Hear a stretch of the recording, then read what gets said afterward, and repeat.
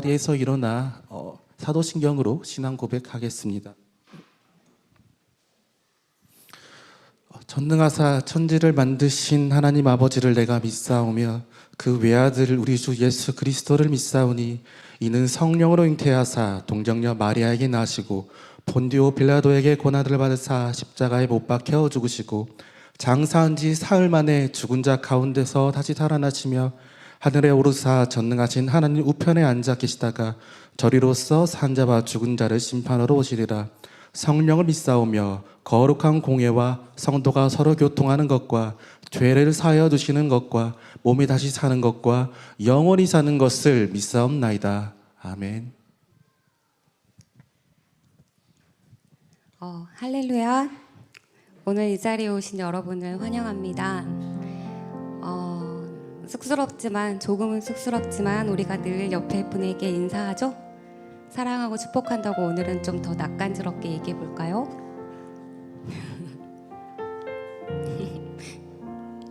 네. 오늘은 새로운 곡이 좀 있어요. 그래서 여러분들이 그 새로운 곡을 받아들였을 때 저거 모르는데 마음을 닫는 것이 아니라 이 곡에서 말씀하고 계시는 또 그 가사가 어떤 내용을 말하고 있는지를 같이 묵상하면서 나아가는 그런 시간들이 되었으면 좋겠습니다.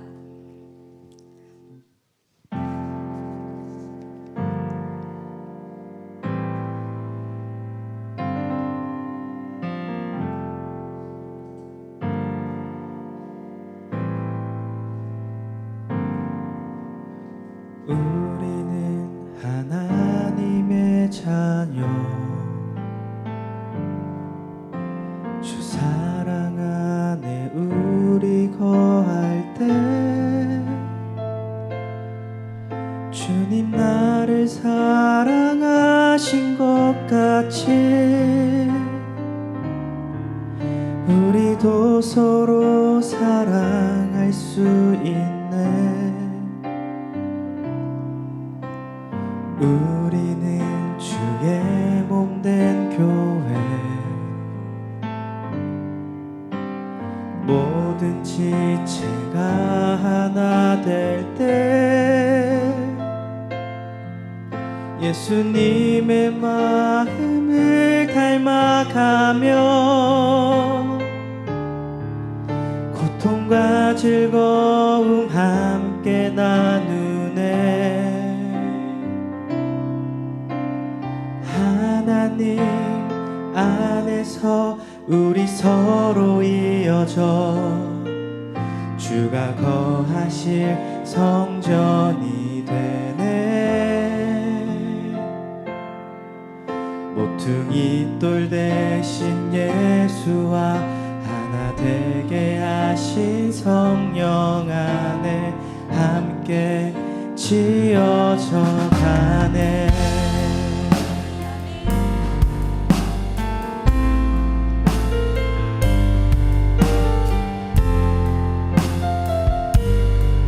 우리 다시 한번 찬양합시다. 우리는 하나님의 자녀 주 사랑 안에 우리 거할 때 주님 나를 사랑하신 것 같이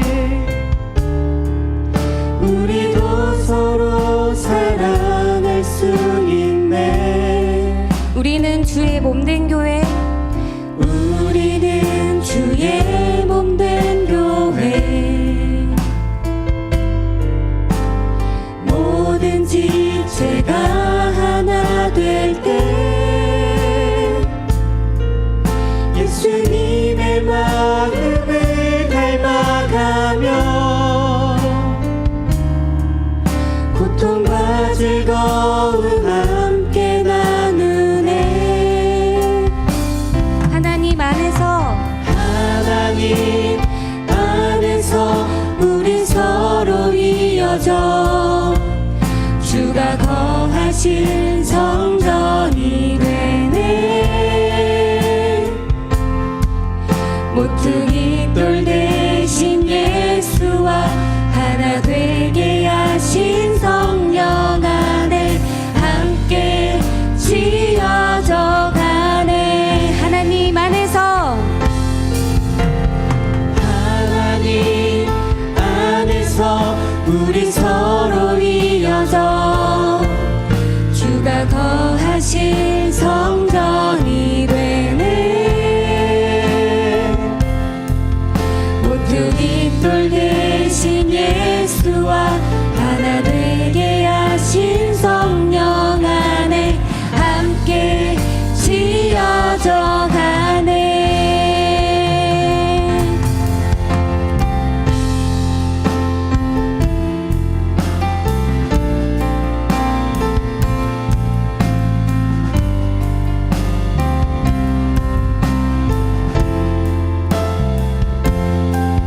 모퉁이 돌 대신 예수와 하나 되게 하신 성령 안에 함께 지어져 가네. 모퉁이 돌 대신 모퉁이 돌 대신 예수와 하나 되게 하신 성령 안에 함께 지어져 가네. 하나님 안에서 우리 서로 이어져 주가 거하실 성전이 되네. 모퉁이 돌 대신 예수와 하나 되게 하신 성령 안에 함께 지어져 가네. 하나님께서 우리를 서로 있게 하십니다. 하나님 안에서 우리 서로 이어져 주가 거하실 성전이 되네. 모퉁이 돌 대신 모퉁이 돌 대신 예수와 하나 되게 하신 성령 안에 함께 지어져 가네. 하나님 안에서 우리 서로 이어져 주가 거하실 성전이 되네. 모퉁이 돌 대신 예수와 하나 되게 하신 성령 안에 함께 지어져 가네. 하나님 안에서 하나님 안에서 우리 서로 이어져 주가 거하실 성전이 되네. 모퉁이 돌 대신 예수와 하나 되게 하신 성령 안에 함께 지어져 가네. 아멘. 우리 하나님께 영광의 박수 올려드립시다.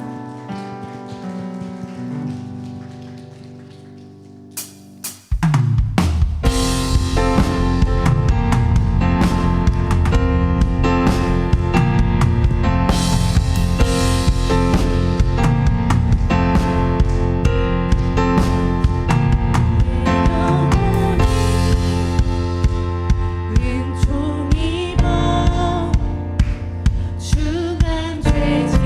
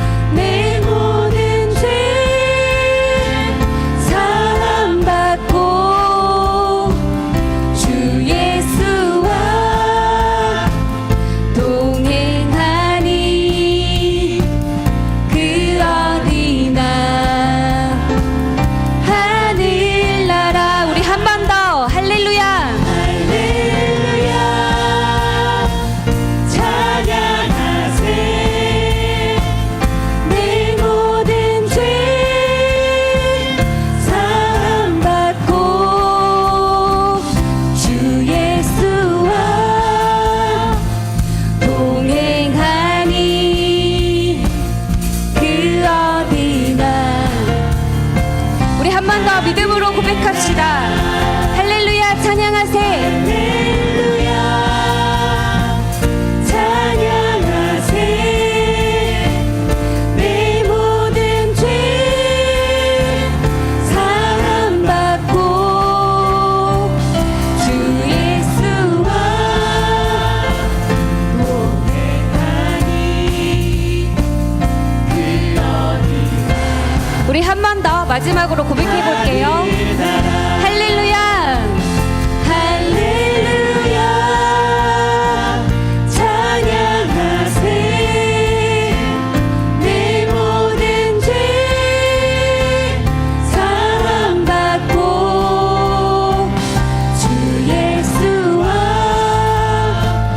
동행하니 그 어디나 하늘나라 주 예수와 동행하니 동행하니 그 어디나 하늘나라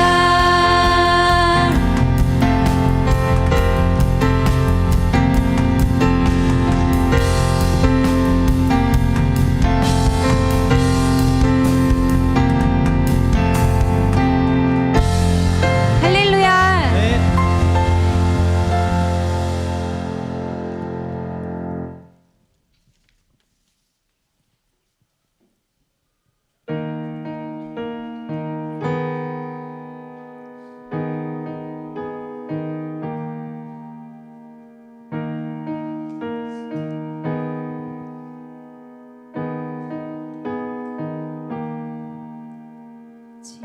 지으신 나무 위에서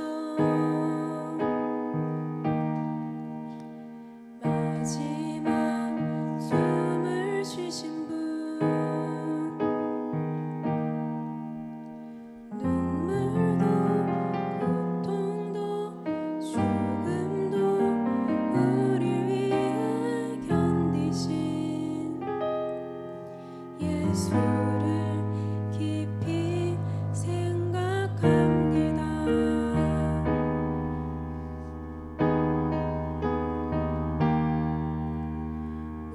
무례한 함성 속에서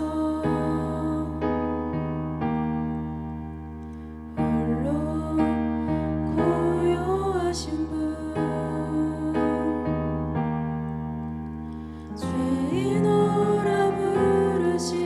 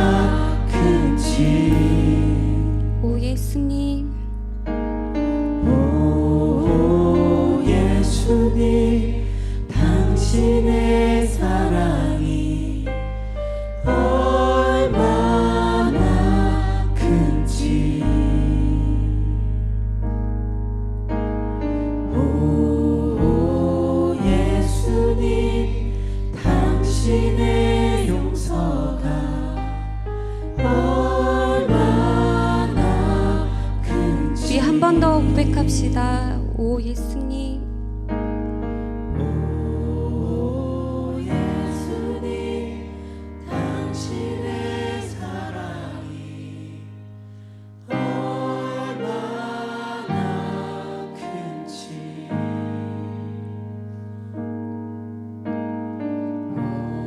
오 예수님 당신의 용서가 얼마나 큰지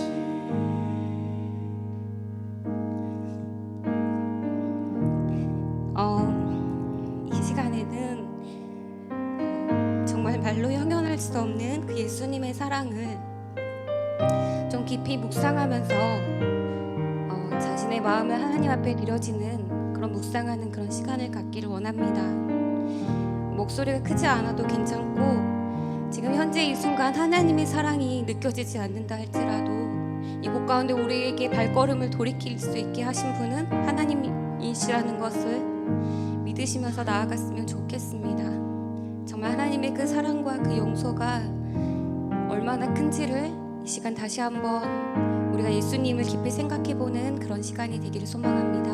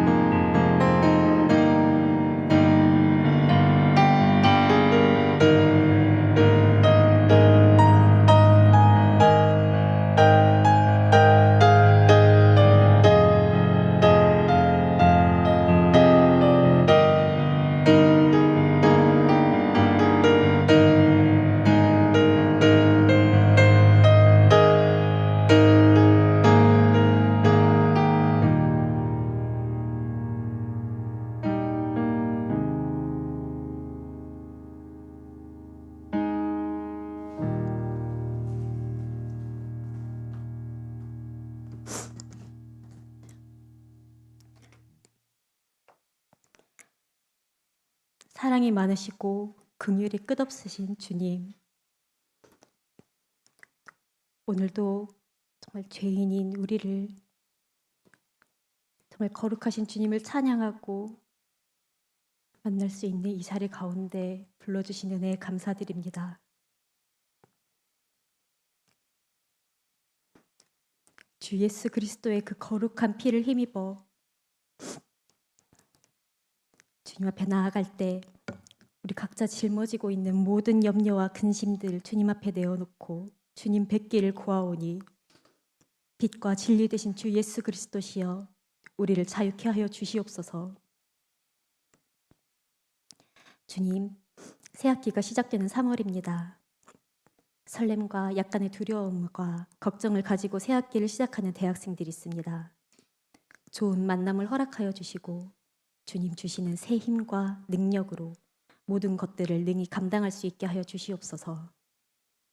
전쟁과도 같은 경쟁 속에서 사랑 없는 사람들 가운데서 사람들은 이 시대가 희망이 없다 말하고 자신의 만족과 쾌락을 쫓아가라 말하지만 우리 다니엘 청년들은 천국 소망을 품은 자들로서 썩어 없어질 것들을 바라보며 낙심하지 않고 어떤 상황에서도 기도하며 은혜와 평안 주시는 주 예수 그리스도를 힘입어 견디고 결국에는 승리하는 주의 청년들 되게 하여 주시옵소서. 썩어 없어지지 않을 하늘의 상급을 바라보며 살아가는 청년들 되게 하여 주시옵소서. 주님, 이틀 전은 3.1절이었습니다. 일제의 치하에 저항하여 전국에서 전 계층의 국민들이 한마음이 되어 일제에 저항했던 3.1 독립운동이 있었던 그 순간에 유관순 열사와 같은 그리스도인들과 주님께서 함께 하셨음을 우리가 기억하기를 원합니다. 대한민국의 역사와 함께 하신 주님, 우리 다니엘 청년부가 나라와 민족을 위해 기도하는 청년들 되게 하여 주시옵소서. 지금 시대는 사랑이 식어지고 자기 자신을 사랑하며 죄와 사망의 고통 가운데 살아가면서도 깨닫지 못하며 그야말로 지옥을 살아가고 있습니다. 주님, 이 가운데 우리 다니엘 청년들을 지켜주시고 우리가 빛의 자녀들로서 주 예수 그리스도의 빛을 비추어 세상을 밝히는 청년들 되게 하여 주시옵소서. 거룩하신 주님을 닮아 거룩함을 쫓아 살아가는 청년들 되게 하시고 우리 자신의 상황만 바라보지 않고 죄인과 병든 자들에게 자신의 생명을 내어 주시기 위해 이 땅 위에 오신 주님처럼 우리도 이웃을 사랑하고 용서하며 도우고 살아가는 주의 자녀들, 이 세상을 밝히는 주 예수의 그리스도의 청년들이 되게 하여 주시옵소서. 청년의 때 우리의 몸을 쳐 주님의 말씀 앞에 나아가고 주님의 말씀 앞에 우리의 높아진 자아가 깨어지며 주님 말씀을 순종하는 은혜 또한 허락하여 주시옵소서. 청년부를 섬기는 임역원들 한 명 한 명 가운데 주님 역사하여 주시어 성령의 능력으로 일하시는 주님을 체험하게 하여 주시고 주님의 몸된 교회를 섬기는 이들에게 하늘의 상급을 더하여 주시옵소서. 예배를 섬기는 히엘 찬양팀이 더욱더 주님 앞에 겸손하고 순종하는 찬양팀 되게 하여 주시고 전심으로 주의 영광을 선포하는 히엘 찬양팀 되게 하여 주시옵소서. 말씀 전하시는 목사님께 은혜와 지혜를 더하여 주시고 하나님의 말씀을 전달할 때에 힘과 능력을 더하여 주시옵소서. 살아계시는 하나님 말씀을 우리 마음 가운데에 들어올 때에 우리의 입술을 통해 아멘으로 화답하며 하나님께 영광 돌리게 하여 주옵소서. 감사드리며 예수님의 이름으로 기도드렸습니다.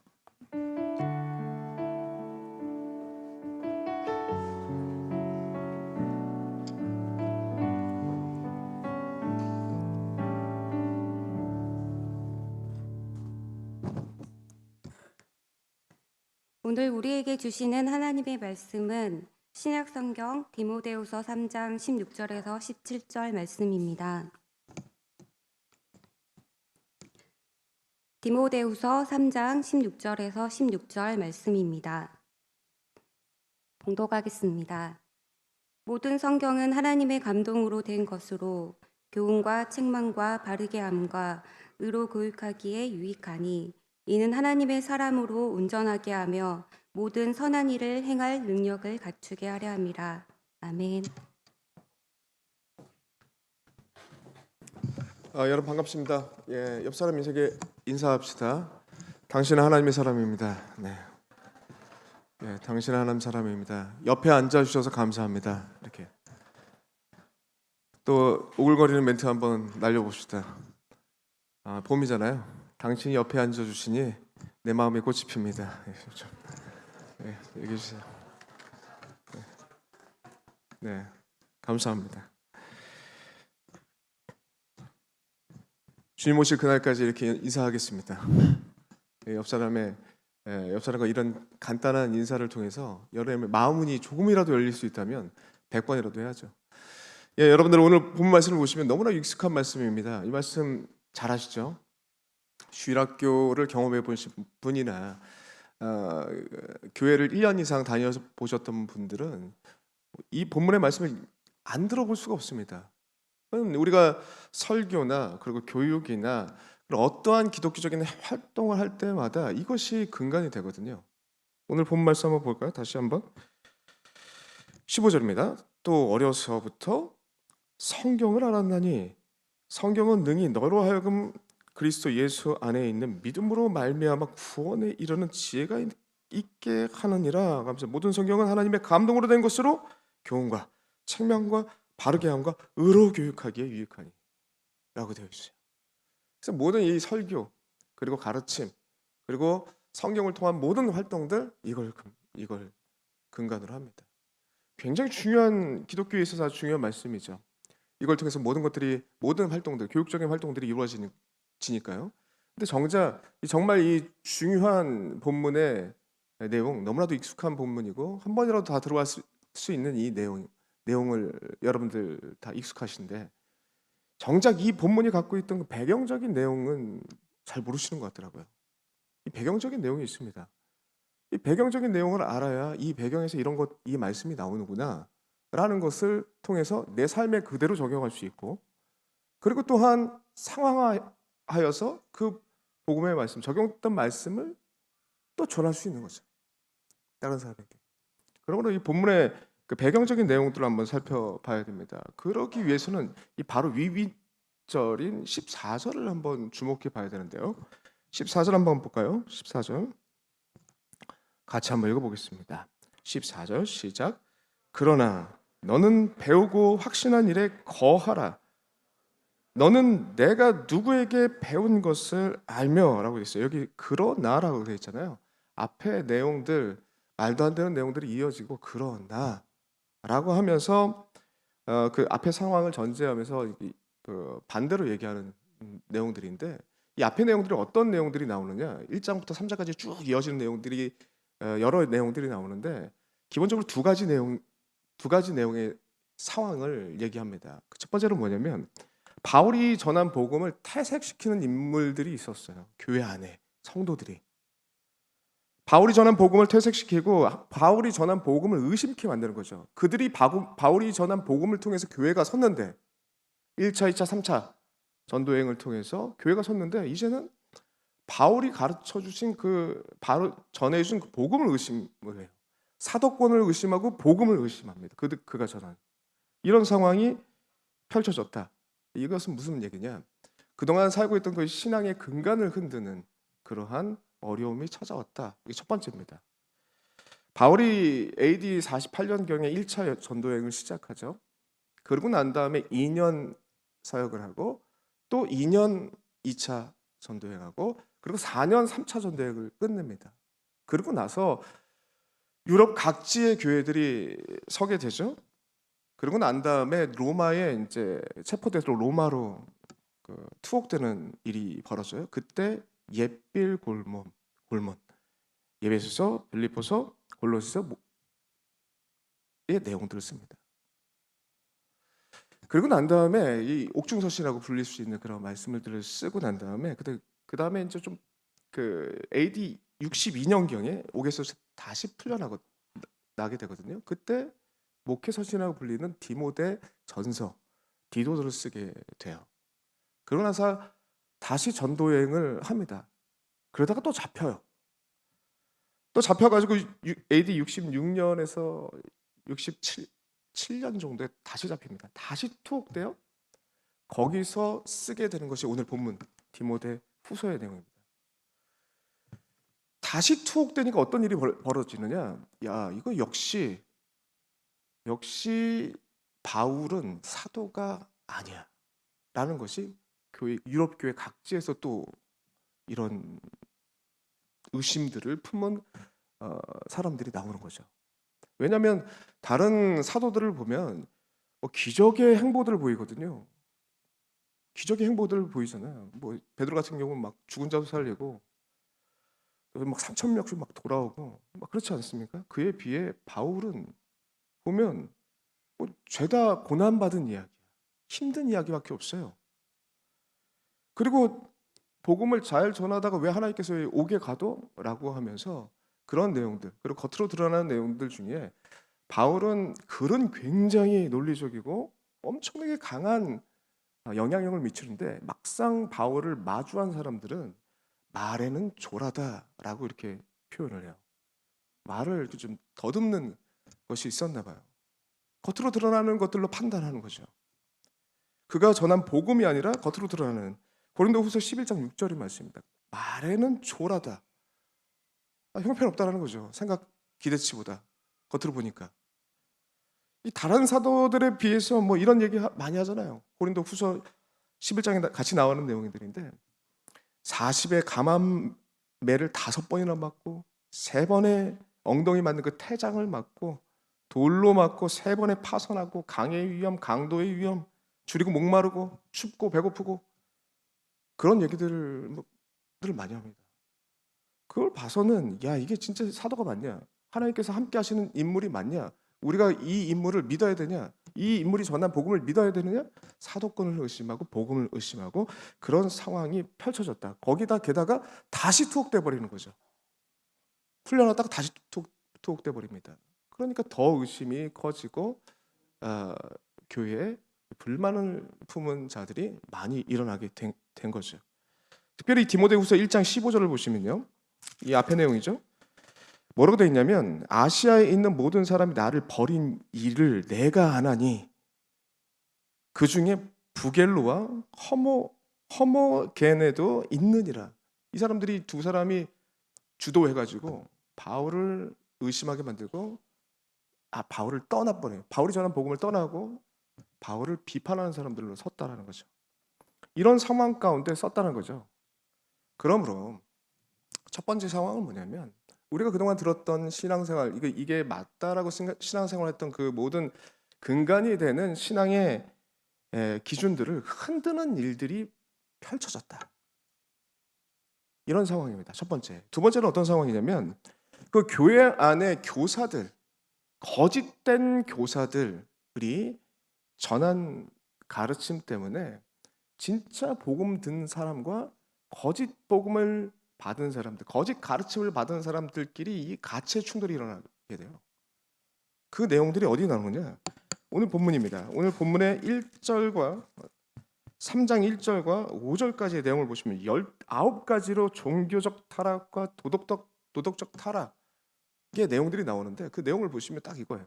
복음의 참된 가치를 들고 있다면 이런 일이 벌어지지 않는데 이게 이런 가치의 충돌이 일어나면서 참된 복음을 들은 자들이 핍박받고 어려움을 당한다라는 내용이 이제 1절부터 5절까지 나옵니다. 한번 같이 읽어봤으면 좋겠어요. 1절부터 5절까지 어떤 일들이 있는지 한번 읽어봅시다. 1절부터 5절까지 다 같이 시작. 너는 이것을 알라. 말세는 고통하는 때가 이르러 2절 시작. 사람들이 자기를 자랑하며 돈을 자랑하며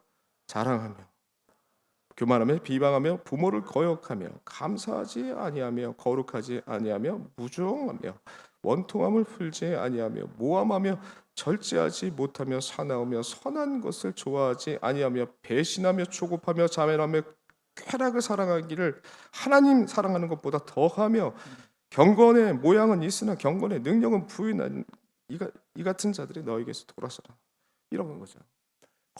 거짓된 가르침에 빠져서 인생의 가치가 여기에 있다. 자기 사랑하는 거에 있다. 인생의 가치가 돈을 사랑하는 것에 있다. 라고 이렇게 헛된 가르침들, 세상의 가르침과 교회 안에서의 이런 가르침들을 받고 이런 일들이 벌어지고 이런 가치를 갖고 있는 사람들과 참된 복음을 가지고 있는 사람들의 가치의 충돌이 일어나면서 그리고 핍박까지 이어지는 상황, 박해까지 이뤄지는 상황들이 우리 안에 펼쳐졌다. 그리고 이게 말세에 나타날 모습이래요. 여러분 여기서부터 여기 이 부분의 말세라는 부분은 뭐 우리가 종말론 강의를 듣는 시간이 아니기 때문에 간단하게 설명하면 예수 그리스도가 구원의 모든 사역들을 이루시고 난 다음에 주께서 다시 오실 그날까지 아직 다 오시지 않았잖아요. 이미 모든 것을 이루었지만 아직 오시지 않았잖아요. 그런 긴장감 속에 살아가는 오늘 이 2000년 전에 그 예수 그리스도의 모든 사역을 이루는 그 시점부터 그리고 오늘날까지 주님 다시 올 그날까지 모든 시간이 말세입니다. 긴장감 있게 살아가는 거죠. 예수 그리스도가 이 땅에 언제 오실지 모르는 그 긴장감 속에 살아가는 참된 복음을 듣는 자들은 이런 세상과의 가치 충돌이 있다는 거죠.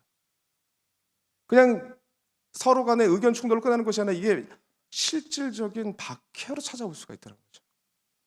이런 두 가지 상황입니다.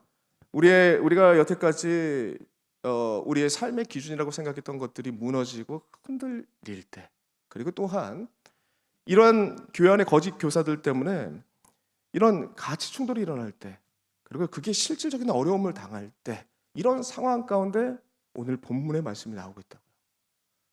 이런 어려움에 처하는 상황 가운데 그 참된 그리스도인들은 어떻게 해야 되느냐?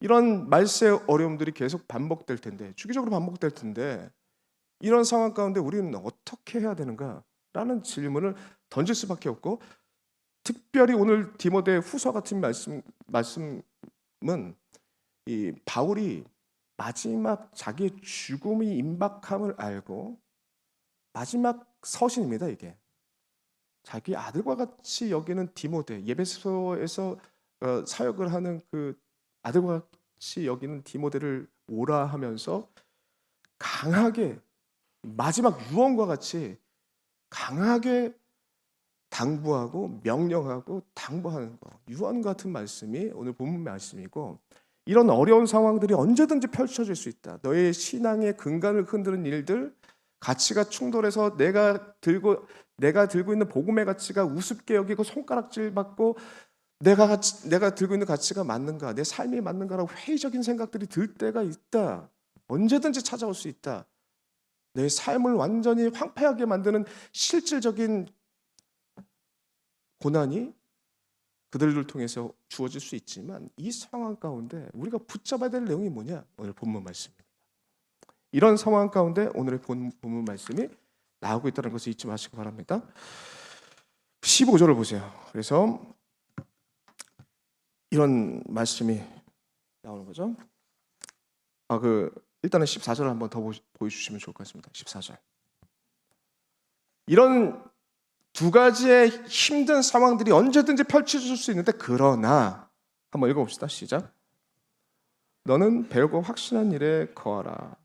너는 내가 누구에게 배운 것을 알며. 여기서부터는 이제 이런 어려운 상황이 펼쳐질 때 우리가 붙잡아야 될 내용들을 14절부터 쭉 언급합니다. 그게 뭐냐면 두 가지로 나오죠. 크게 배우는 것, 확실한 일에 거하는 것. 이 두 가지입니다. 이 두 가지가 핵심이에요. 그걸 좀 구체적으로 풀어놓은 게 그 밑에 15, 16절, 17절입니다. 우리가 무엇을 배우고 무엇을 확신하느냐, 그 의미가 무엇인가, 이게 어떻게 보면 큰 타이틀이고, 그 밑에는 좀 세부적으로 다루는 내용들입니다. 그 배우는 것, 이 배우는 것, 디모데에게 얘기하는 게 배우는 것은 무엇이냐? 할머니 로이스, 디모데후서 1장에 나와요. 1장 5절에 나옵니다. 배우는 것 누구한테 배웠냐? 할머니 로이스, 그리고 어머니 유니게에게 신앙교육을 배웠다는 거예요. 신앙교육, 유대인의 신앙교육 어떻게 하냐면요, 한번 그림 한번 보여주세요. 이렇게 합니다. 여기 제가 언제죠? 그때 빌립보서 제가 얘기하면서 한번 보여드렸죠. 유대인들은 태어나서 6세가 되기 전까지 가정에서 부모님들을 통해서 신앙교육을 받습니다. 성경 이야기식으로 쭉 풀어주거든요. 저도 이제 아이들 둘 키우면서 자기 전에 계속 성경 이야기를 해주고 있습니다. 이야기식으로 50번이 넘어갔어요. 너무 많이 세다가 너무 많아가지고 지금 몇 번까지 한지 모르겠습니다. 근데 계속 애들이 한 가지만 새로운 이야기가 아니라 자기가 들었던 재밌는 이야기를 계속 반복해가지고 굉장히 힘든데 그래도 열심히 하고 있습니다. 6세까지 이거요. 이야기식으로 정말 재밌게 이렇게 해주는 거. 이 교육들을 했고요. 그 다음에 6세가 지나면은 회당 교육이 이어집니다. 회당을 보내요. 우리 뭐 서당 보내듯이 회당을 보냅니다. 거기서 한 3년의 교육을 받는데, 회당에는 이 핫잔이라는 그 가르치는 사람이 있어가지고 읽고 쓰는 것을 가르칩니다. 그래, 이 모세 오경 같은 것들을 읽고 쓰게 만들죠. 그리고 난 다음에 중등 교육 과정으로 이게 벳 미드라시라는, 벳이 집이고요. 미드라시가 연구하다라는 그런 의미가 있어요. 연구하는 집이라고 해가지고 그때서부터는 핫잔이 아니라 소페림이라는 그 서기관들이 와가지고 아이들을 가르칩니다. 그 암기하기도 하고요. 그리고 토의식 방법이죠. 하브르타가 여기서 나오는 거죠. 묻고 답하고 그동안 들었던 내용들을 묻고 답하는 방식으로 이해시켜주는 거예요. 실망하는 건 그 유대인의 도성을 가면 굉장히 시끄러워요. 우리처럼 막 볼펜 튀기는 소리 나면 째려보고 이런 거 아닙니다. 굉장히 시끄러워요. 왜냐하면 이 성경을 가르쳐 주는 사람과 계속 토론하면서 성경을 배워갑니다.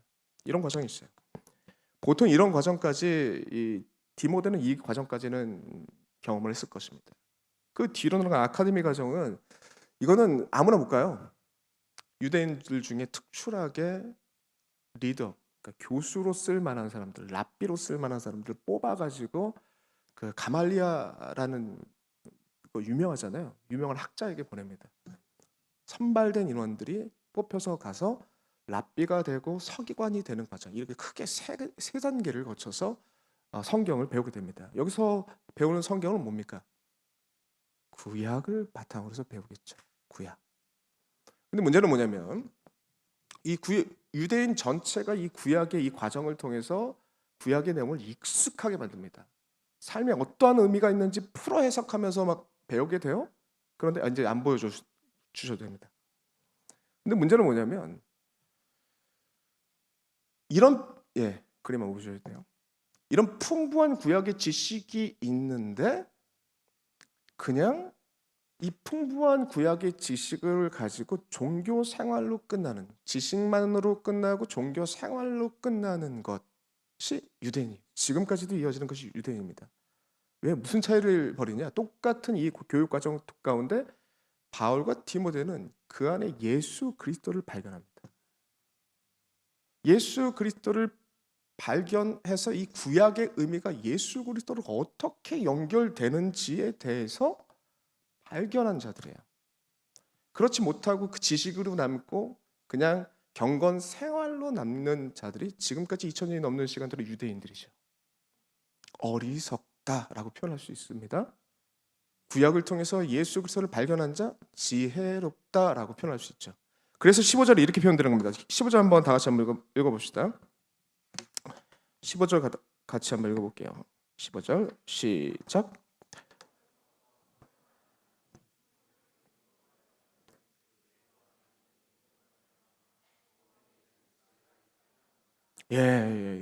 지혜가 있게 한다. 그래서 지혜라고 표현되고 있는 것입니다. 특별히 여기 지금 배우고 확실한 일, 이렇게 큰 타이틀로 그렇게 얘기하고 거하라라고 되어 있는데, 확실한 일에 거하라고 그렇게 되어 있는데, 여기 지금 확실한 일은 이 납득시키다, 원문에 보면 납득시키다, 확신하다, 여기서부터 믿다라는 단어가 나와요. 믿다라는 단어가. 그 말 그대로 배우는 거, 지식적으로 아는 거 필요하다고요. 지식적으로 아는 거 필요합니다. 근데 확신한 일, 이건 뭐냐, 경험적으로 체험해서 내가 이게 진리라는 게 납득되는 거예요.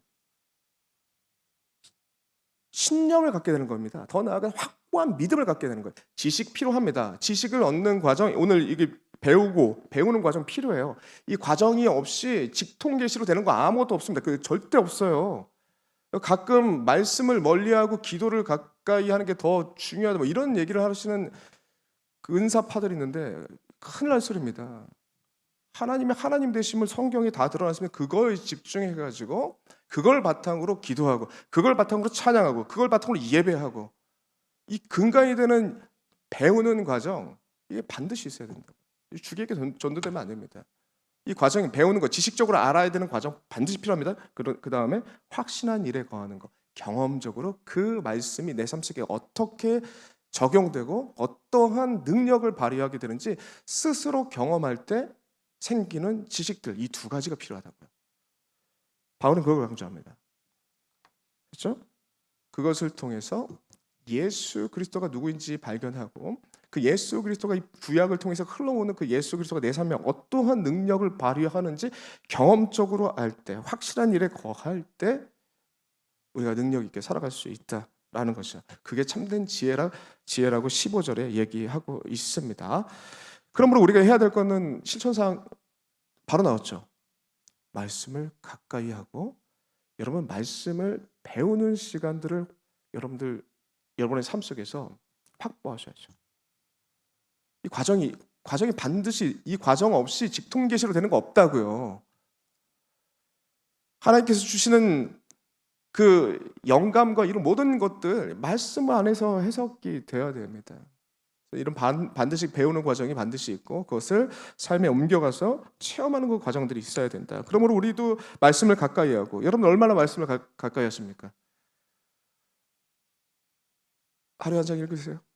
성경 안 읽으신다면 다짐하시고 이 전반기가 끝나기 6월 달이 가기 전에 신약을 일독해보겠다 이런 다짐들 해보세요. 여러분들의 시간을 들여서 24시간 중에 얼마만큼 잡니까? 그리고 깨어있는 시간 동안에 여러분들 생업과 그리고 전공을 위해서 얼마나 투자하십니까? 그리고 경건 생활은 얼마나 투자하세요? 그 경건 생활 가운데 성경을 읽고 가까이 하는 시간은 얼마만큼 됩니까? 기도하는 시간은 얼마만큼 됩니까? 찬양과 예배하는 시간은 얼마만큼 됩니까? 한번 체크해 보죠. 그리고 자기의 시간 가운데 하루의 시간 가운데 하나님의 말씀을 가까이는 배우는 시간 그리고 그 배운 걸 가지고 삶 속에 옮겨오는 이 확실한 일에 거하는 시간 이 두 가지가 잘 이루어질 때 세상의 다양한 어려움들 우리 삶의 근간을 흔들고 그리고 우리를 핍박하는 이 모든 상황들 가운데 이길 수 있는 힘이 여기서부터 나올 겁니다. 아시겠죠? 말씀을 가까이 하시기 바랍니다. 그래서 두 번째 그림 한번 보여주세요. 사진이요. 여러분들 경건 생활을 돕기 위해서 우리 지금 이제 신청서를 받고 있습니다.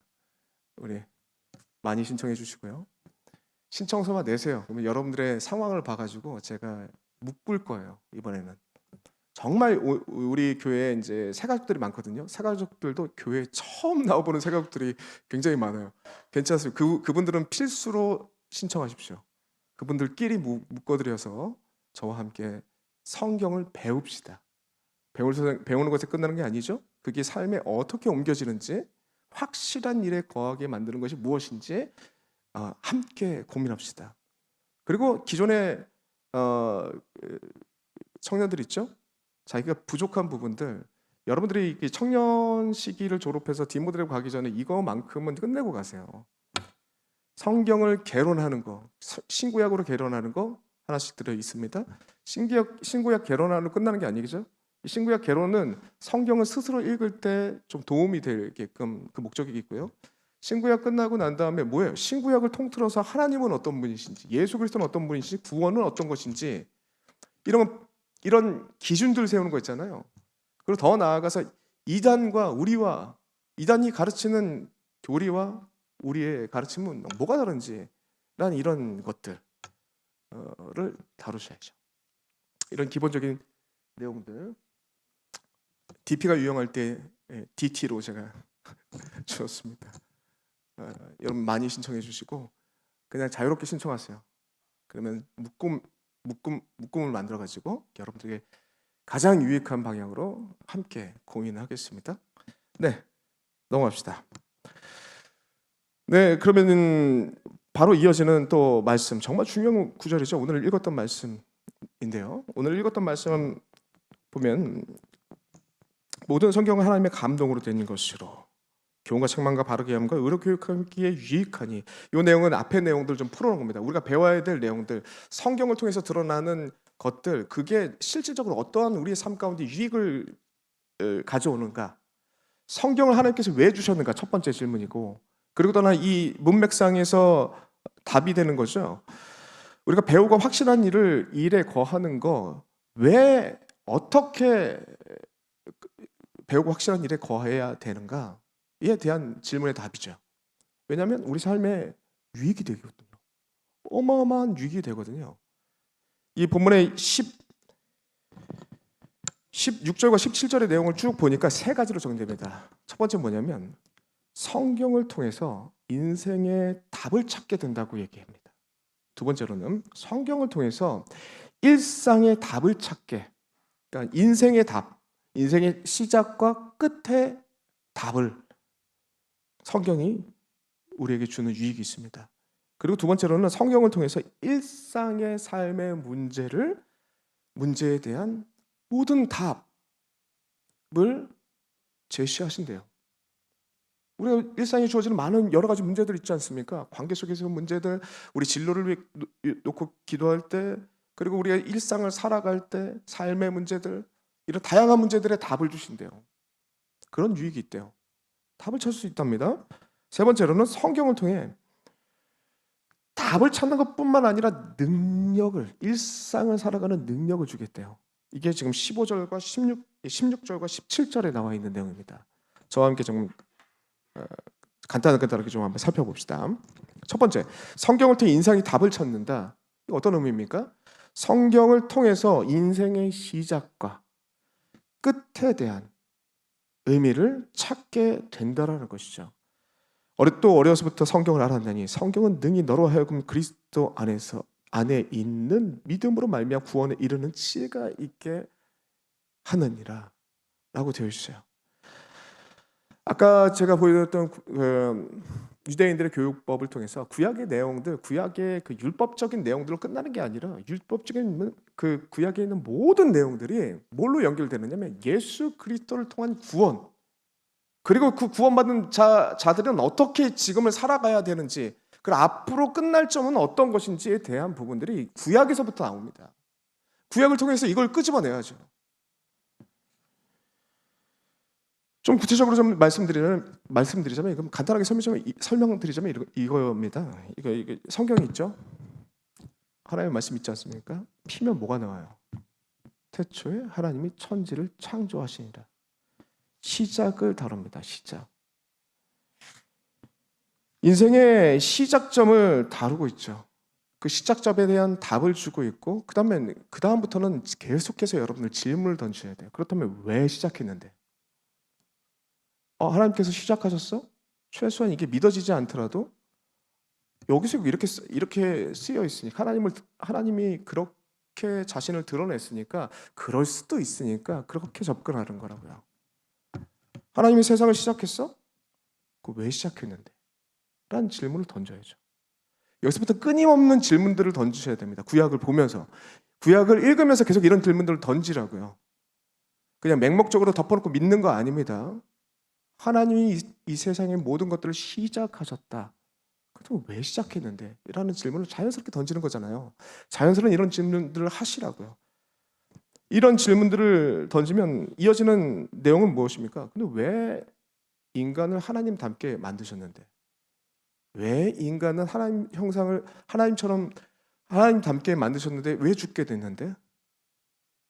왜 인간은 이 죽음의 역사가 인류 가운데 시작됐는데, 왜 계속 이어지는데, 하나님은 뭐 하시는데, 이런 끔찍한 역사 가운데 하나님은 어디 계시는데, 하나님은 뭐 하시는 분인데, 하나님은 왜 침묵하시는데, 하나님은 어떨 땐 왜 개입하시는데, 하나님은 어떤 계획을 갖고 어떤 생각을 가지고 계시는데, 이런 질문을 끊임없이 던지시라고요.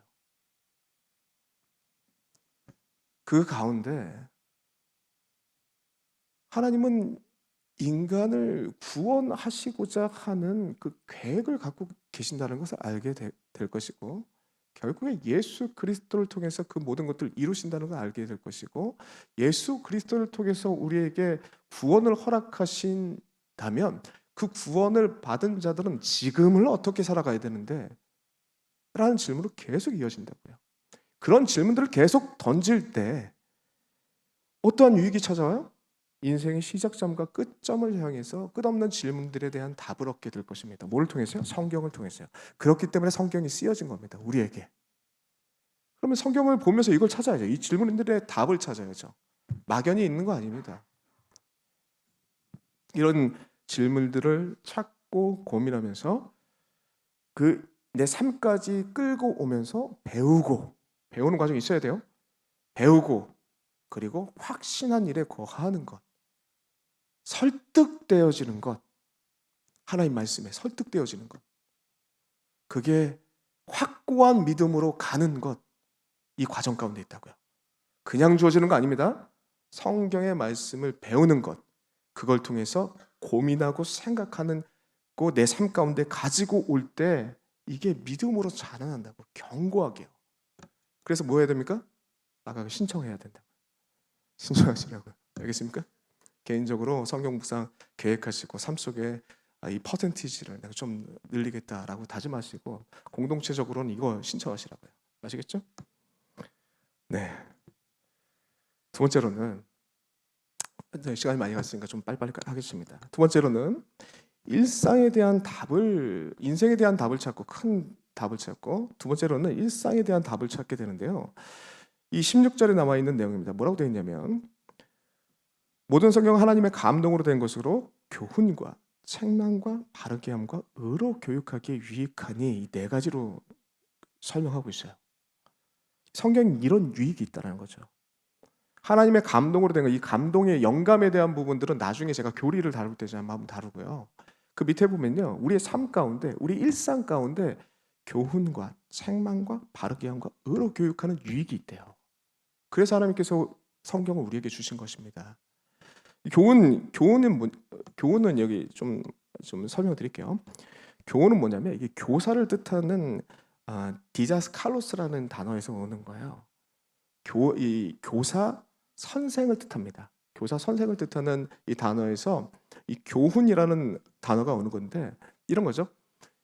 당시 바울이 사는 당시에 좀 경제력이 있는 집안들은 가정교사를 뒀잖아요. 그 가정교사가 삶의 다양한 것들을 가리킵니다. 인간으로서 인간됨을 가리키고요. 그리고 예절을 가리키고요. 참된 이 사회를 살아가는 그 기본적인 질서를 가리켜요. 뭐 여러 가지 지식적인 것도 가리키지만 이런 부분들을 가리킵니다. 그것을 가져와서 얘기를 하는 거예요. 그것을 가지고 와서 얘기를 하면서 어떠한 부분들을 얘기하냐면, 참된 인간됨, 참된 성도로서의 지식적인 부분 말고 삶의 다양한 부분들에 대한 가르침을 성경은 준다. 마치 가정교사처럼. 그 교훈에 담아져 있는 내용입니다. 좀 쉽게 이야기하면, 아까 전에 우리가 봤던 1절부터 5절까지에 나와 있는 말도 안 되는 내용들 있죠? 말도 안 되는 가치에 사로잡힌 사람들, 자기를 사랑하며 돈을 사랑하며 교만하며 비방하며 부모를 거역하는 이러한 거짓된 가치와 가르침에 맞서서 참된 하나님의 사람이 무엇인지 명확한 삶의 기준을 제시한다. 그렇기 때문에 유익하다. 교훈이 거기 그런 의미입니다. 두 번째, 책망이 무엇이냐? 이 원문의 의미는 뭐냐면 폭로하다, 죄를 입증하다, 꾸짖다, 비난하다라는 의미가 있어요. 성경은 때로는 우리를 격려하고 기준을 세워주기도 하지만 우리의 죄악으로 떠나는 그 모습을 아주 세심하게 찾아와가지고 그 부분을 정확하게 꼬집으면서 그거를 회개하지 않으면 견딜 수 없게, 답답함에 사로잡힐 수 없게 그렇게 이끄십니다. 히브리서에 이런 말씀이 있어요. 하나님의 말씀은 살아있고 운동력이 있어서 좌우의 날쌘 검보다 예리하여 혼과 영과 관절과 골수를 찔러 쪼개기까지 하며 또 마음과 생각을 감찰하시나니 지으신 것이 하나도 그 앞에 나타나지 않음이 없고 오직 만물이 우리를 상관하시는 자의 눈앞에 벌거벗은 것 같이 드러나니라. 성경을 보다 보면 이렇다고요. 견딜 수 없을 때가 있어요. 안 보고 싶을 정도로. 그런데 성경을 통해서 마치 거울을 들여다보듯이 나의 죄들이 낱낱이 드러나면서 내 영혼을 찌르시는, 하나님 앞에 바로 서지 않고서는 견딜 수 없게 만드는 것들, 그런 유익이 있기 때문에 성경은 가까이 해야 되는 거, 배우고 확실한 일에 거해야 된다. 계속 얘기하는 거죠. 바르게 함, 그건 뭐냐면 원문에 보면 다시 세운다는 의미가 있습니다. 다시 세우는 것, 교정, 회복의 의미가 있어요. 여러분 언제든지 여러분들은 넘어질 거 아시고 계십니다. 하나님께서 한번 너 넘어졌다고 해서 정죄하고 못된 놈, 너는 구원에서 탈락받을 놈 이렇게 얘기하지 않다고요. 하나님은 언제든지 여러분들이 넘어질 걸 아시고 연약함을 아시고 뭐라고 하냐면 바르게 함, 다시 세우는 것. 성경의 목적이 뭐예요? 우리가 성경을 하나님께서 주신 목적이 이거 여기 있다고요. 다시 세우는 거예요. 다시 세우는 거. 말씀을 보고 내 삶을 다시 세우고 하나님의 위로와 격려와 은혜를 붙잡고 다시 일어나는 거. 성경의 유익입니다. 이게 바르게 함, 다시 세우는 거. 성경을 통해 이런 유익을 누리셔야죠. 더 이상 하지 않겠습니다. 의로 교육하기 여기까지 나가면 여러분들 큰일 나겠네요. 아시겠죠? 여러분, 의로 교육하기 이거는 뭐 간단히 설명하겠습니다. 이게 디카이노 수네라는 헬라어 단어인데 이건 히브리어 단어에서 와요. 체다카와 미슈파트에서 온다고 제가 복음서를 설교하면서 말씀드렸습니다. 체다카는 뭐냐면 막대기라는 의미가 있어요. 옛날에는 자가 없으니까 막대기로 기준을 삼았잖아요. 그 막대기를 의미합니다. 체다카. 하나님의 의를 얘기할 때 이 체다카 기준을, 인생 모든 우주의 질서를 초월한 진리의 오름, 기준, 그것을 성경이 제시한다. 두 번째 미시파트는 뭐냐면 정말 의로운 재판관이 판결을 할 때 거기서부터 오는 영광스러움 있잖아요. 불의에 왔다 갔다 하지 않고 정말 공의로 심판할 때 나타나는 영광스러운 의, 그걸 미시파트라고 얘기해요. 미시파트입니다. 구약성경이 구별해서 씁니다. 똑같이 우리 번역본에는 공의, 정의, 공도 뭐 이런 식으로 번역을 했는데 의미는 두 가지 이해하시면 돼요.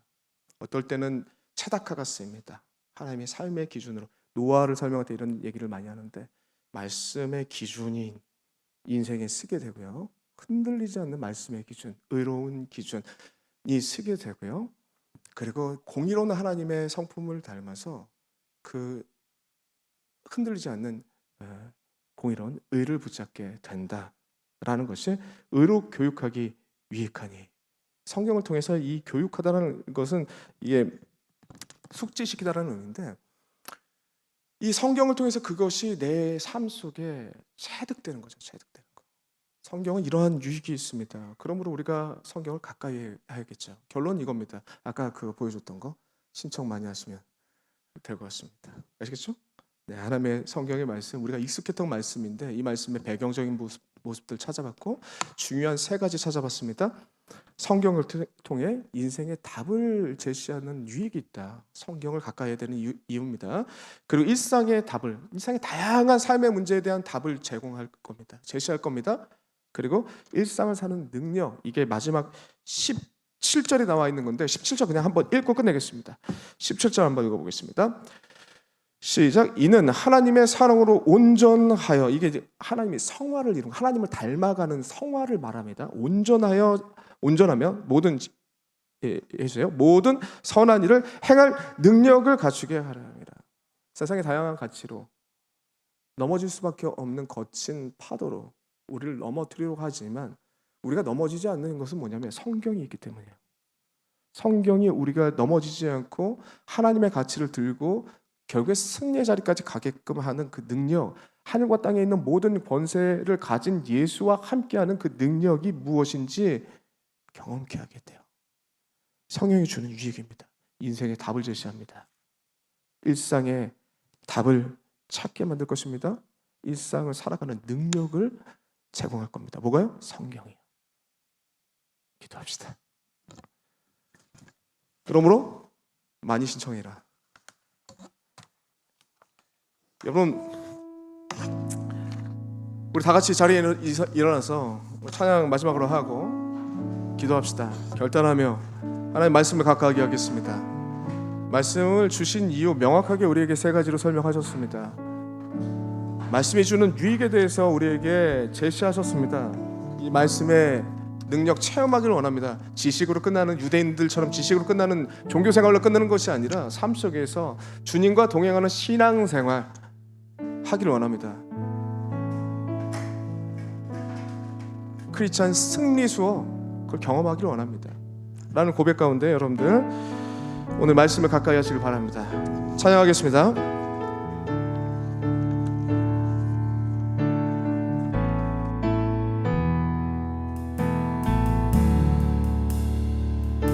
창세전에 그리스도 안에서 사랑으로 우리를 택하시고 주님의 그 사랑 안에서 거룩하고 흠이 없게 하셨네. 주님의 값없는 은혜에 영광을 찬송케 하시려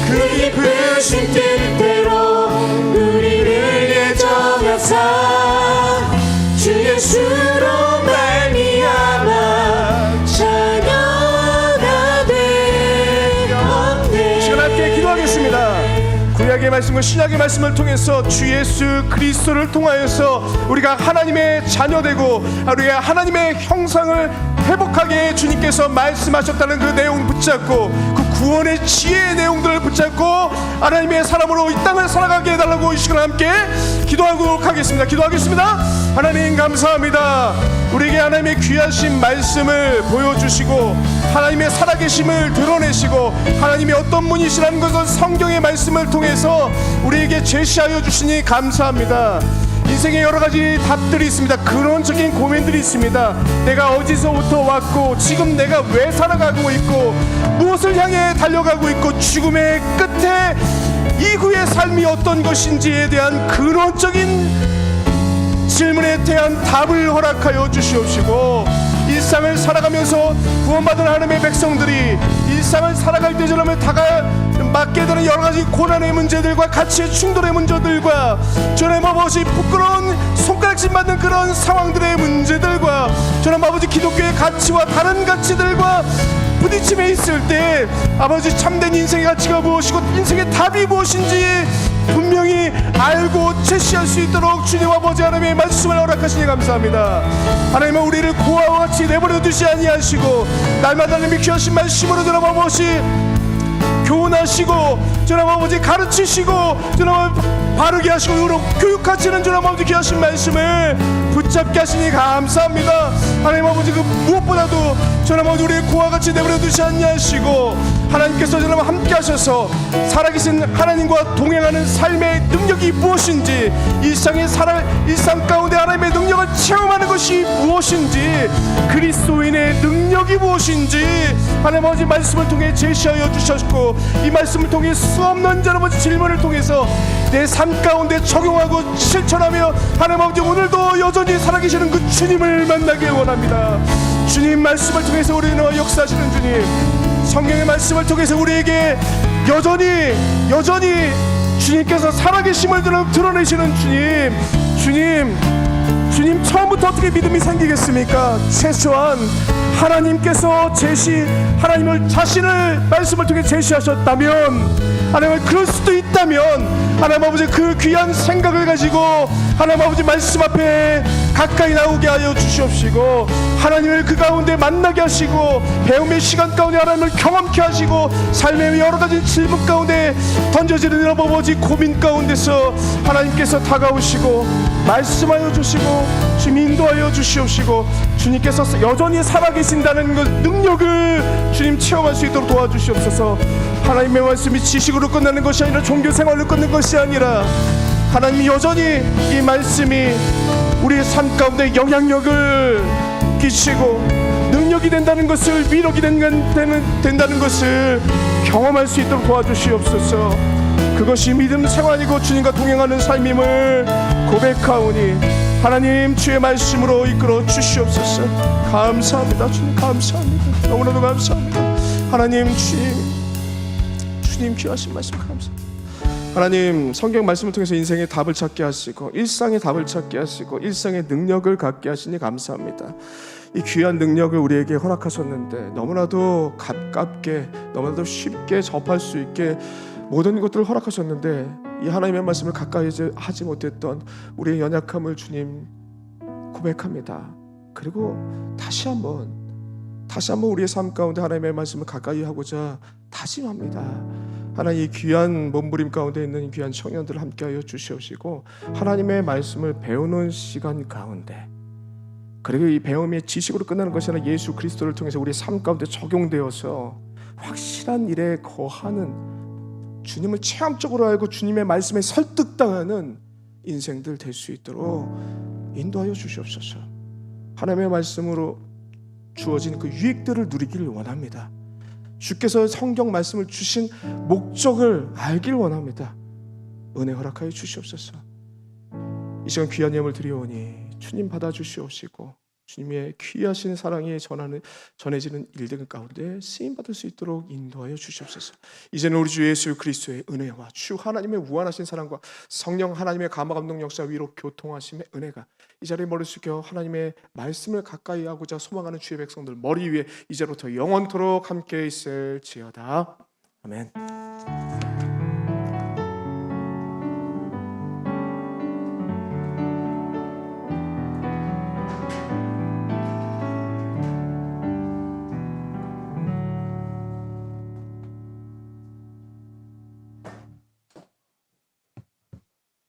안녕하세요. 이번 주 광고를 맡은 총무 신사라입니다. 3월 첫째 주 광고 시작하도록 하겠습니다. 오늘 처음 오신 새가족 여러분 환영합니다. 예배후 비전홀 뒤편에 목사님, 전도사님 만나고 등록하시면 되겠습니다. 네, 첫 번째 광고입니다. 새가족 등반하신 이주아 자매님 어디 계실까요? 이주아 자매님 환영하고 축복합니다. 네, 노서빈 사랑으로 배정되었으니 리더님은 광고 끝나고 사랑 모임 잘 챙겨주시면 감사하겠습니다. 네, 히엘 찬양팀에서 팀원을 모집합니다.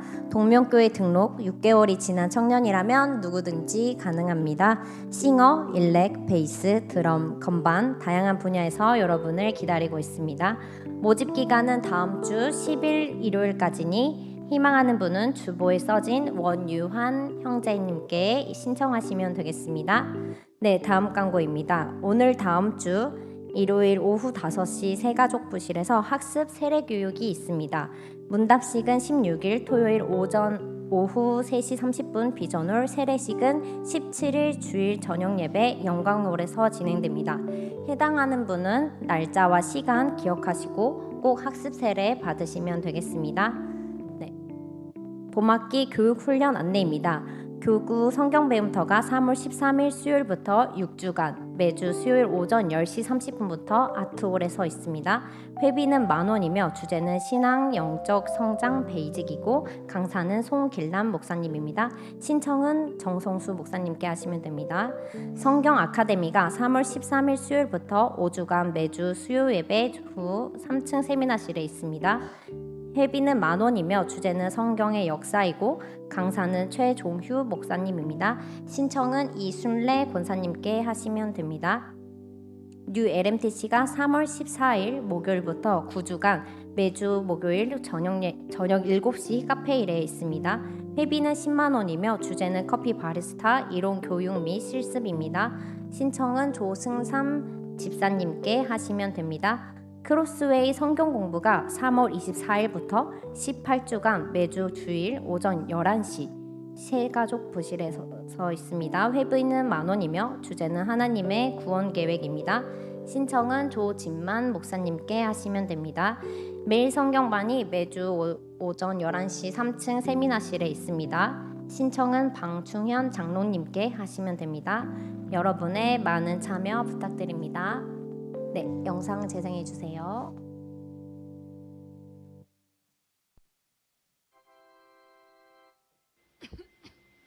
교회 청소를 하러 왔습니다. 이 청들이 더 필요합니다. 의제가 너무 많아요. 끝도 없어요, 이 밤이지.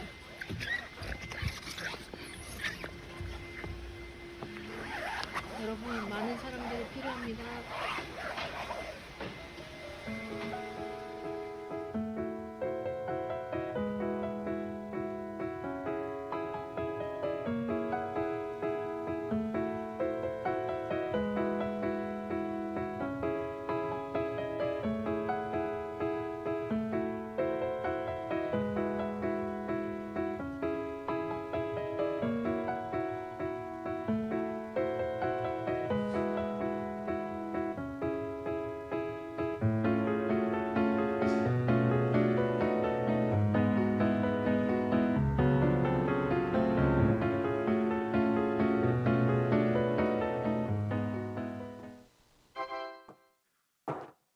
네, 여러분의 헌신과 노력으로 어제 교회 청소가 잘 마무리되었는데요.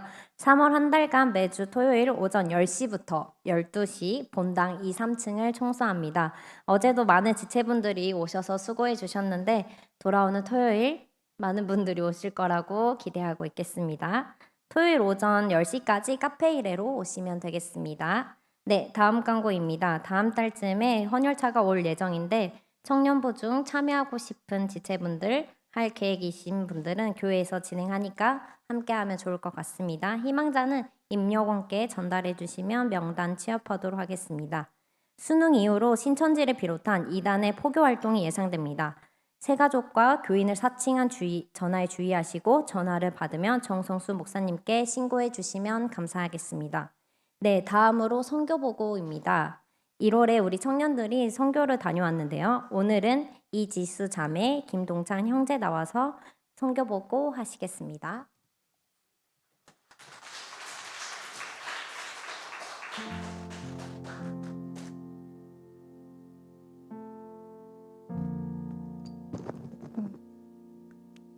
샬롬, 저는 이또래 이지수입니다. 저는 지난 1월 한국대학생 선교회 CCC에서 동아시아 GZ 지역 단기 선교를 다녀왔습니다. 먼저 기도와 후원으로 함께 해주신 여러분께 이 자리를 빌어 진심으로 감사드립니다. 감사함을 담아 그곳에서 받은 은혜를 나누고자 이 자리에 섰습니다. 이곳에 계신 모든 동역자분들께 동일한 은혜 부어지길 소망합니다. 그럼 지금부터 본격적인 보고를 시작하도록 하겠습니다. 제가 다녀온 페이지 넘겨주세요. 여러분들께도 기도를 요청하고 싶은 기도 제목들이 있습니다. 정말 기도 없이는 아무것도 할 수 없는 저이기에 그 땅의 친구들을 향해 계속 기도를 멈추지 않는 제가 될 수 있도록 여러분들도 함께 기도해 주셨으면 좋겠습니다. 그리고 그곳에서 받은 은혜를 잊지 않고 계속 흘려보낼 수 있는 저와 동아시아 팀원들이 될 수 있도록 계속 기도해 주셨으면 좋겠습니다. 여러분들도 하나님께서 여러분들께 부어주실 은혜를 기대하며 계속 기도할 수 있는 삶을 살아가길 소망합니다. 샬롬, 하나님은 당신을 사랑하시며 당신을 향한 놀라운 계획을 가지고 계십니다. 감사합니다.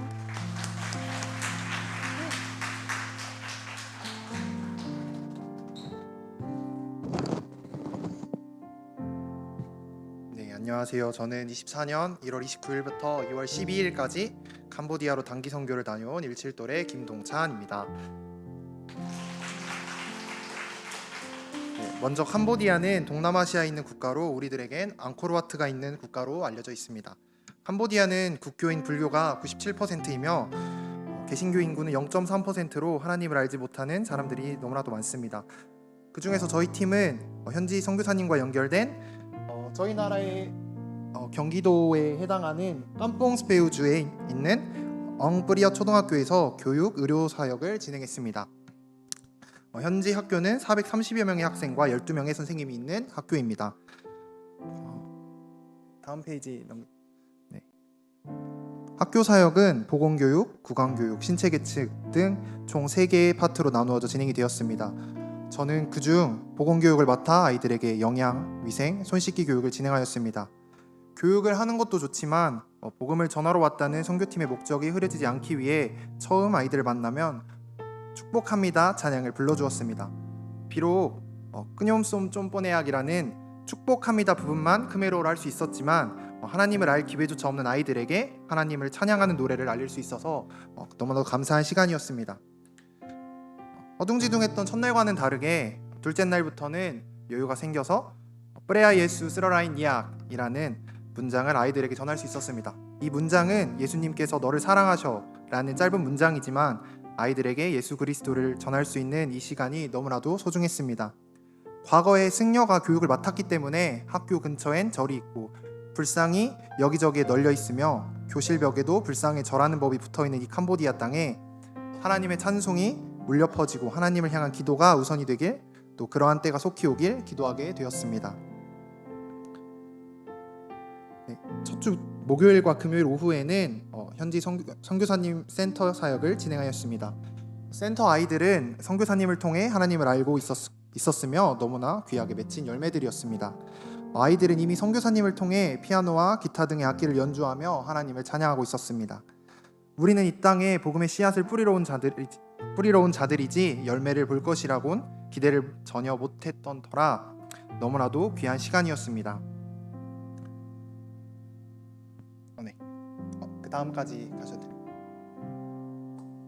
2주차엔 의료진 팀과 함께 의료사역을 진행하였습니다. 예진, 내과, 치과, 산부인과, 약국팀으로 나누어져 똑같은 초등학교에서 진료를 시작하였습니다.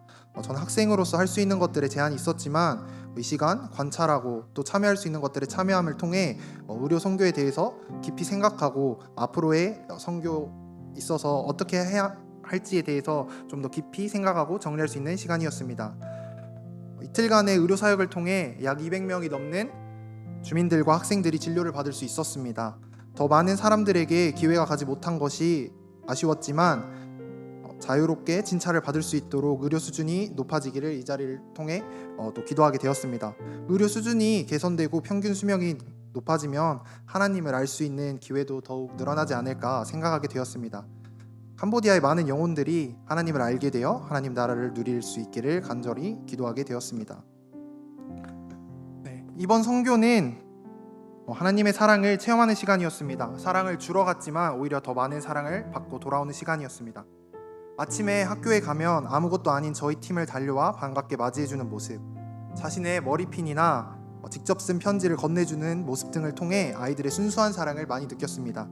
특히 이 시간을 통해 값없이 주신 하나님의 사랑이 이런 것이지 않을까 또 고민하고 생각해보게 되는 시간이었습니다.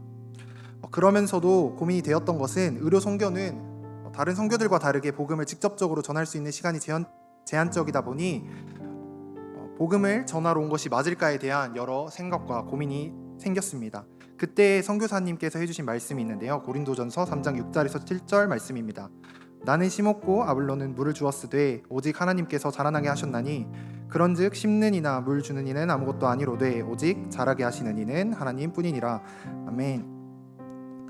캄보디아 땅에 열매를 심기 전 밭을 갈러온 자들이다라는 말씀을 해주셨는데요. 씨앗이 하루아침에 열매 맺는 게 아닌 것처럼 우리가 이 시간을 통해 밭을 갈고 이를 통해 더욱더 크게 열매 맺으신 하나님을 기대함으로 나아가자라는 말씀을 해주셨을 때 정말 우리의 시간이 헛되지 않았음을, 또 이 시간이 너무나도 귀하고 중요한 시간임을 다시금 깨닫고 더욱더 사역에 열심히 집중할 수 있게 되었습니다. 또 앞으로의 선교에 있어서도 일회성이 아니라 이를 기억하며 하나님께서 일하실 것을 기대함으로 나아가고 선교지를 위해 지속적으로 기도해야겠다는 다짐을 하였습니다. 다음 페이지. 마지막으로 캄보디아를 위해 기도해 주셨으면 좋겠습니다. 센터에 연결된 학생들이 많지만 대부분 성인이 되면 다시 불교로 돌아간다고 합니다. 그래서 더욱 기도가 필요한 것 같습니다. 캄보디아에서 사역하는 선교사님들을 통해 그곳 가운데 많은 열매가 맺어질 수 있도록, 또 연결된 학생들이 잘 자라서 좋은 헌신자로 세워지도록 예비하신 선교사님들을 보내주시도록 함께 기도해 주시면 좋겠습니다. 마지막 부분은 선교사님께서 다른 선교사님 그 말씀을 인용해 주신 거를 제가 적어왔는데요. 그리스도가 없는 모든 영혼은 선교지이다. 그리스도가 있는 모든 영혼은 선교사이다 라는 말씀인데, 그리스도를 품은 다니엘 청년부 여러분들이 선교사의 마음으로 소아시아, 동아시아, 필리핀, 일본, 캄보디아 땅을 위해 지속적으로 기도해 주시는 동역자들이 되어 주셨으면 좋겠습니다. 감사합니다.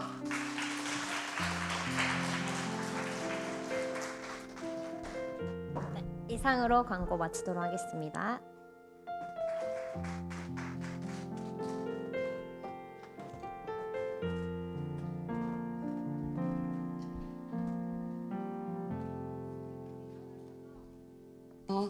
특별히송하고 예배를 마치도록 하겠습니다.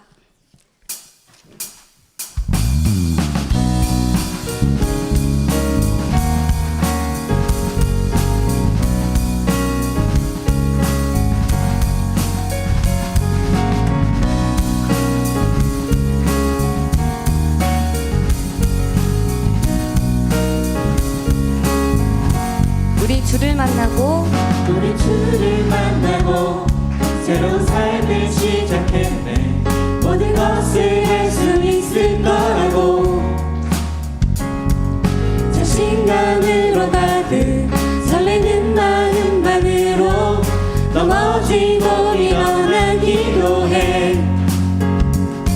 오랜 시간 서서히 차오르는 믿음은 그 걸음을 재촉하지 않고 이전과 다른 삶의 무게로 한 발 한 발 힘을 주며 걸어가게 하는 신비가 있네.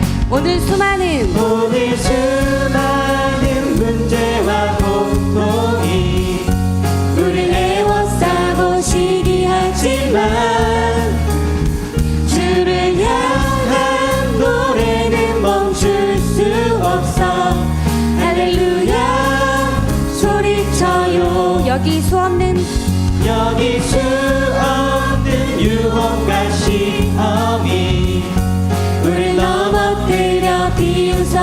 있지만 주가 주신 은혜는 멈추지 않아. 할렐루야 노래해요. 아멘.